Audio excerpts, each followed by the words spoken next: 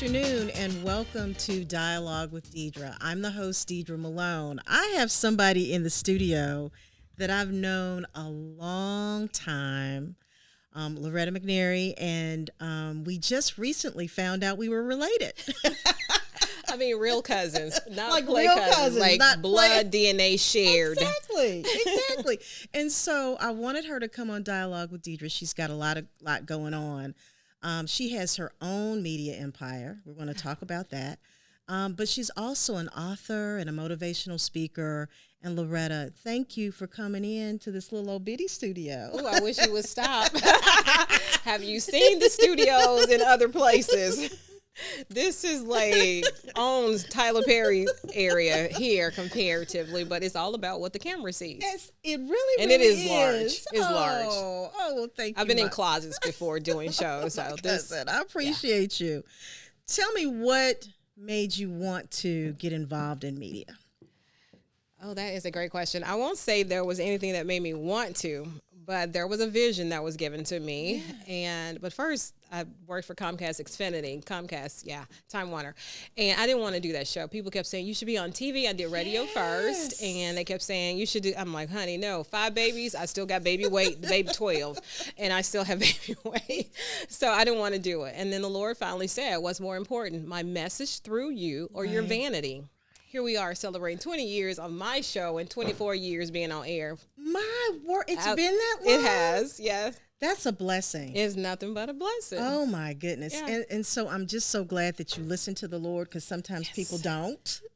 They don't follow their path. There are repercussions and consequences when you don't. Absolutely. So, yeah. And so talk to me about when you started at Comcast. How did you feel about like starting in that space, in that media space? Well, after we had that conversation about my vanity, right? Because TV does add, they say 10 pounds, I say more 20. Than that. I do too. Yeah. See, we cousins for real. Cousins for real. So after we had that conversation, I just said, okay. Right? I said, okay. And with that position on Cable Tonight, it was live. So there were no do-overs. You know, you see the stuff, take 137,000. You don't get that. So I was baptized in the fire. Oh my goodness. I can literally do my 28:30 in 30 minutes without having to stop a take or anything, because I was trained like that. So it was, because I didn't have anything to compare it to. So I did what they asked, and here we are. So now, talk to me about your network now. Oh, my network now. Because I'm looking at these interviews that you're doing, and they're absolutely amazing, really interesting. Talk to me about your network. So now. I'm finally at that part where I don't have to invite people to be a guest. Yeah. I am pitched all day. I love literally. it. I have 5 amazing PR companies across the U.S. that I work with. My 5 are my favorites. There's some others too, and they send me pitches every day. And when I got recently, I received one from this PR company in New York. Do you want to interview Steve Wilkos? And, I'm like pretending, let me check my schedule, like whatever this is what's going on in my mind. Whatever's good, we're moving it. And so we did, and he complimented me and said I was really, really good, and he hoped to be as good as me. He has the second longest running talk show, and he's celebrating 19. I'm getting ready to celebrate 20.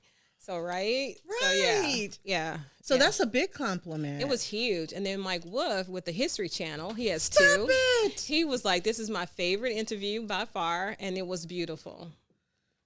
That's a blessing. And I get it all hopefully the time, hopefully you're promoting those interviews, and then those PR companies that are pitching you. Oh, they know. Okay. They tell them. Okay, good. Their clients tell them, and it's I'm living the dream, right? What do you think, Loretta, makes you relatable? Like you're interviewing people now that have been doing this almost as long as you have, or longer. Yeah. What is it you think that makes you relatable to them? Because I'm not pretentious, right? I carry my own luggage. I do my hair and makeup when I have to. I'm relatable. I'm a single mom, right? I'm not perfect, and I let people know. But one thing I think people can respect is that I respect everybody, from the boardroom to the unhoused and everybody in between. I love on everybody, and that comes off. That's wonderful. Now talk to me about how many TV stations or online platforms is your show running? I know it's lost like count. it's like hundreds. I know. It's yeah.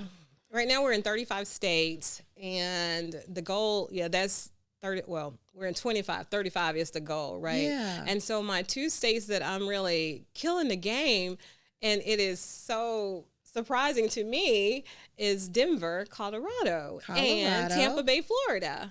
Look at the demographics. I know. My highest rating I've ever gotten was a 6.4 in Tampa Bay.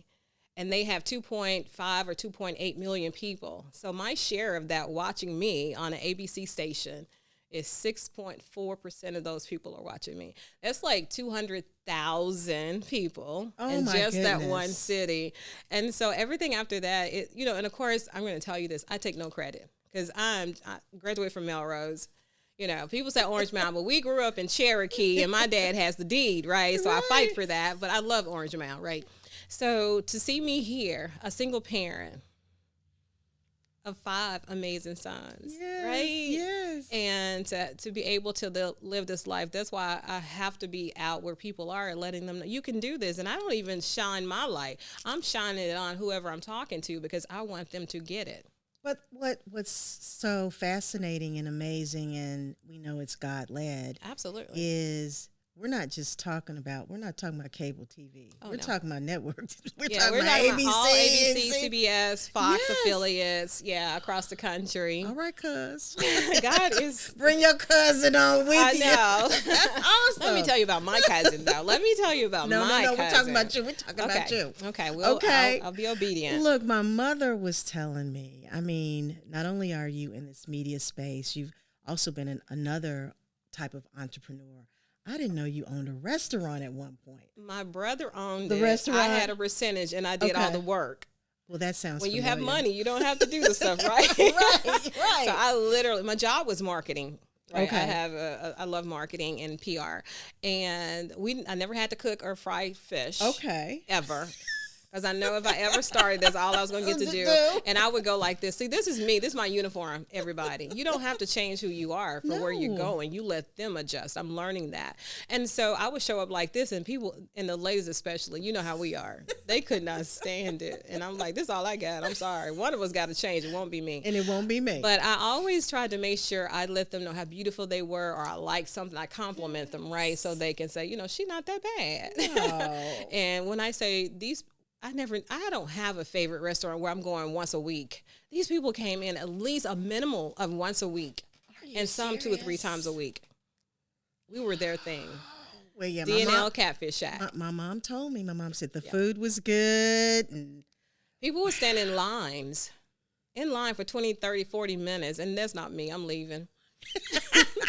The food was really, really good. Ooh. Okay, so entrepreneurial spirit. I love it. Okay. Oh, my dad was an entrepreneur. Was he? Mm-hmm. He worked for the railroad. He was laid off, and he took what he learned there, and he created his own. It was called D&L Tire Service, where he repaired and sold the big 18-wheelers. He had a niche. Nobody else was doing it. So, what's funny is we come from families of entrepreneurs. Mm-hmm.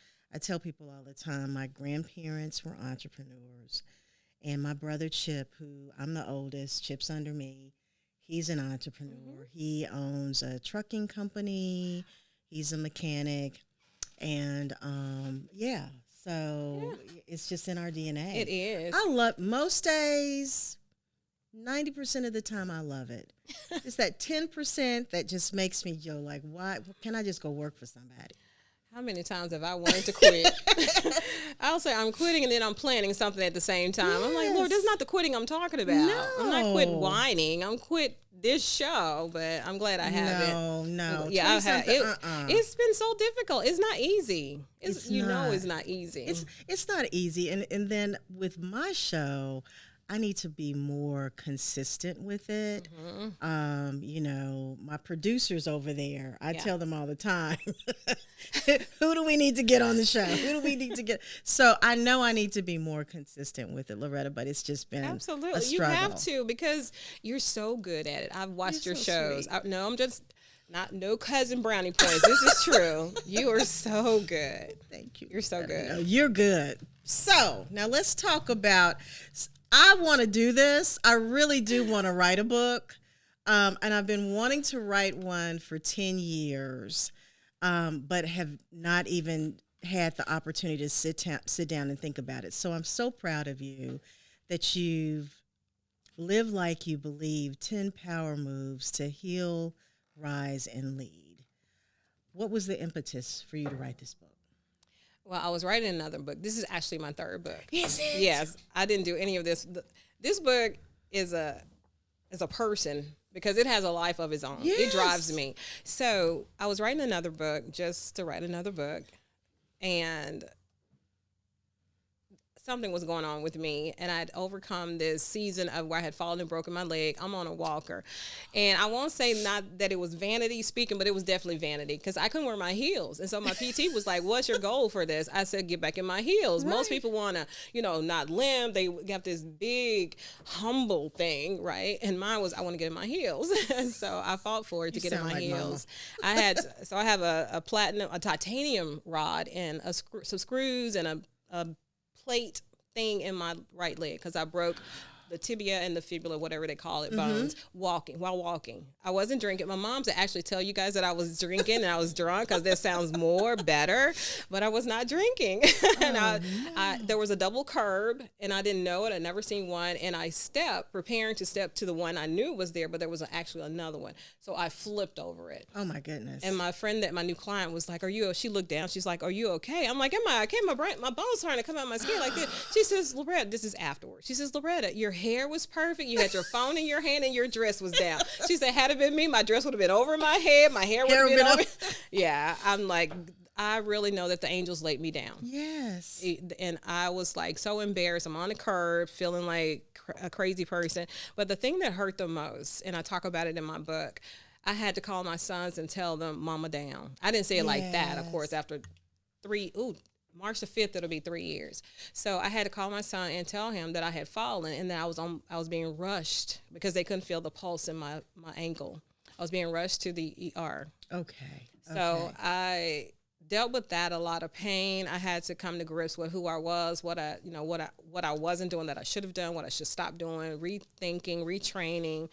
And the Lord said, put it in a book. I didn't want to. That's my life. I'm private. I live publicly, but some things I want to hold on to. Right. And he said, this is going to bless people. And when I tell you, this book has traveled to Dubai, Japan, Australia, and South Africa already. Look, I saw somebody on the plane reading it. I saw people the picture. Take it everywhere. I was like, so I'm going to New York. I'm going to take it. It's been on the beach. It's been everywhere. People are taking it. And I got an airplane, a photo from Andrew Bottolato from City Kern. He's like, "I'm coming back from Texas and look what I have." So he shoots me this. And it's been everywhere. It's been places I have yet to go. Okay. And it is so pure. It's so raw that people said that's my story. Well, I see me in your story. I don't want you to give too much of the book away, but if you could give me at least 2 power moves, what would they be? Okay. They're 10. Mm-hmm. I know. That's the reason I'm saying. No, we won't talk about all of them because I'd have to recheck myself. But the introduction is where people can't get past. Because I start telling you and creating this vibe that you know what it's about. It's not some happy-go-lucky. It's not something that makes you feel good. It makes you feel bad because you got to now search yourself. Right. You got to deal with the stuff you've been trying to put away. So my story is under Live Like You Believe. Okay. And then the Esther story is under Lead. She didn't have this idea where I want to be a queen in a palace. She was orphaned. She was just doing the best she can. She was literally snatched up to go be in the palace and groomed for a position she never wanted to fight for and was given it. And now the real reason comes now, not because you're beautiful. Right. You're not doing this, Deidre, because you speak well and you're beautiful. Right. You're doing it because God has a plan for you. It's bigger than anything you could imagine. So that's for everybody. You are here because God has a plan for you that's much bigger than anything you ever thought of. And he uses every moment, so nothing was wasted. The time you cried, the time you thought you couldn't do it, the time you thought nobody knew what you did because you had to do what you had to do. Right. God knows, but he doesn't care because he said, I put her here for that. I put him here for this. Right. And so that's what these power moves are. Oh, and so you do them all 10 simultaneously. You don't have to heal and then do rise. You don't have to be leading and then heal. No, you can lead, rise, and heal at the same time. We get to live in dual seasons, just like nature, and especially in the South. Summer, winter, fall, spring, all in the same day. And we experience them all. You get to have grief and then have ambition at the same time. I'm in that place today, and it's hard to manage because, who does that? Yeah. It was never modeled that way. Right. So, yeah, that's what it's about. That's beautiful. That's beautiful. Okay, everybody, I need you to go get my cousin's book, Live Like You Believe, 10 Power Moves to Heal, Rise, and Lead.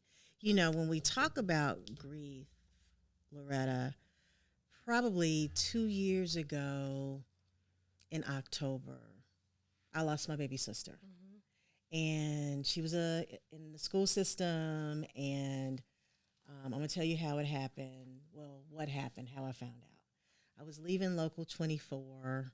I had just done the show that day, and her boss called me. I was in the car, and she said, I hadn't heard from Kelly. It's not like her not to show up. Mm-hmm. And I said, okay, let me try and call her. I tried to call her and didn't answer the phone. Mama was in Chicago with my brother John. And I called Dawn, the middle sister. I said, hey, Dawn, have you talked to Kelly today? Because we all talk every day. She said, I hadn't talked to her today. I said, she didn't show up for work. I'm telling this story for a reason. Mm-hmm. I said, okay. I said, well, I'm headed to her house. Her boss just left her house. Her car's there. I'm headed to her house, and meet me there. Don't call Mama yet. Let's just go see what's going on. Get to the house. My husband it was like 5 o'clock. I told my husband, I said, meet me at Kelly's house. We don't have the key. Mama has the key in Chicago. So we're going to have to go in and just see what's going on. So Pat gets there, breaking the window in the back. He finds her. Okay. Baby sister. Don't know what to expect. I say that because she was an evangelist, mm-hmm. and she was like the salt of the earth for all of us. And in my office today, I took all of her, they packed up her stuff at her office. I brought it to my office. So I'm surrounded by faith over fear, mm-hmm. Be happy, mm-hmm. all those things that remind me when it's a tough day, I can push through. And so being a person of faith, that you can push through. So I can't wait to read this book and learn some additional stuff I need to learn. But I want people to pick it up. And so what I want to do now is just ask you some fun questions. Yes. You good with that? Yes, I am. All right. So, what is your favorite movie? Pretty lady, pretty woman, or whatever it is. Yeah. Pretty woman. Yeah. With I'm Richard, old, y'all. with Richard Yes. Gere and what's her face? She's from Georgia. I see her, but I cannot remember her name. I can see her too because she has a brother. But it's because of Richard, not necessarily because of her. Okay, it's for Richard Gere. Okay, yep. Mm-hmm. What is your favorite food? Oh, soul food. What kind of soul food? Oh, girl, the whole thing. The greens, the spaghetti, the big chicken and dressing, macaroni and cheese, fried pork chops, pinto beans. Yeah, because you don't get those often. You got to find that right place for that. I like Italian food as well, but soul food today is my favorite. My favorite, if you give me like a smothered pork chop, I really like my pork chops baked, but if you give me a smothered pork chop, I'll tell you all my business. Yeah. So don't give me no smothered pork chop. I love them. All right. Who's your favorite singer? My son, Jacob. Oh, yeah. So what does he sing? What does Jacob like to sing? If you like John Legend. We do. You will love Jacob Charles McNary. Okay. Mm-hmm. We need to get some of that music. Okay, Mom, we're going to play some of that music in the show. Okay, we're going to find some of that music and play it in the show. All right? All right. And so what is your favorite vacation spot? I'm torn now. It used to be the beach. Okay. But then I went to outside of Phoenix for a retreat and the mountains. Oh my God. You can literally go you can have a mountain in your backyard, right? Who would not want that? Not that I'm going to climb it or anything, but it just calms me. It centers me. So any place where I can see the mountains or there is a beach, but it cannot be crowded. I'm not doing a crowded beach. All right. So final question. For someone out there that is very interested in getting involved in the media, it's a different type of landscape from when we both started this, right? What advice, because you've had a long run with this and still going. What advice would you give someone who is thinking about getting in this media space now, since you've done it so long and you know what the challenges were and are now? What advice would you give them? Nike says it's best with the swoosh. The swoosh. Just do it. Just do it. Literally, people today, you can shoot with your camera. With your phone. Any phone will do. And you can do it in your bedroom. So why not? Who gets to say what you can and cannot do? Only you. When I first started, broadcast cameras, those things are like $30,000, $50,000. And they were huge. And they were huge. And you pay for a person's experience, not necessarily the camera. And I could only, because it was broadcast television, different from nothing's wrong with social media television at all. But this is broadcast TV. So it's a whole entire game. And if I can do it at this level for these people, they can do it for social media. And then you can grow to that. And, have your own podcast. Who everybody should. If you have a conversation, just put the camera on, press play, and now you have a podcast. So I want you to tell our viewers how they can find you. I am so accessible and easy to find, unfortunately sometimes, but you can find me all over social media. My website, my name. I didn't know to have like a stage name when I got started. I was like, that's the one thing I would probably change, because going on radio with LOK, I was my name. Nobody told me to have a stage name. You were at LOK too? Yeah, I did a talk show there in 1999 to like 2001 or something. Yeah. So, cousin, the only place I've ever been fired from was WLOK. How about twice? No. Yeah. But the first time they called it letting me go because the ratings were up. My show was #1 out of 28 stations for them on Sunday. And then the second time, I wouldn't comply with something they wanted me to do. And so they casually just said, okay, this is your last time. Well, same thing. Well, it's okay. It's okay. I was the news director, and then when I got off the air, then I'd go and work the front desk. And, if I worked more than 8 hours, what you were supposed to back then, it was like hourly. You're still supposed to pay me time and a half, right? And they didn't want to do it, and this is your last day. And it's their business. They get to run it like they want to. I have no regret. I have no animosity toward them. Me either. I would gladly help any shape, form, or fashion, but that was just a good thing for me. It wasn't a God thing. No. Right? So I understand that, and I still listen to the station to this day sometimes. Me too. I love it. Been back on. You love art. But, I think it was 2 weeks later, I was at WMC. News Talk Radio, so things happen for a reason. Right. I left there and went straight to Comcast, Xfinity, so Time Warner Comcast. My cousin, I tell you. Yeah, and it's been amazing. The perks, oh my goodness, you somebody when you can do that show. I know, right? I know. Yeah. Well, Loretta, but I wouldn't change a thing. You wouldn't? Absolutely not. Okay. All right. So that's great advice for somebody who's interested in getting in that media landscape today. And talk to somebody, because we couldn't call Oprah. She wasn't taking my call. No. Tamron Hall's not taking calls. You just got to do it. I've only had the Holy Spirit to lead and guide me, and He hasn't failed me yet. I had to figure it out while doing it. Yeah.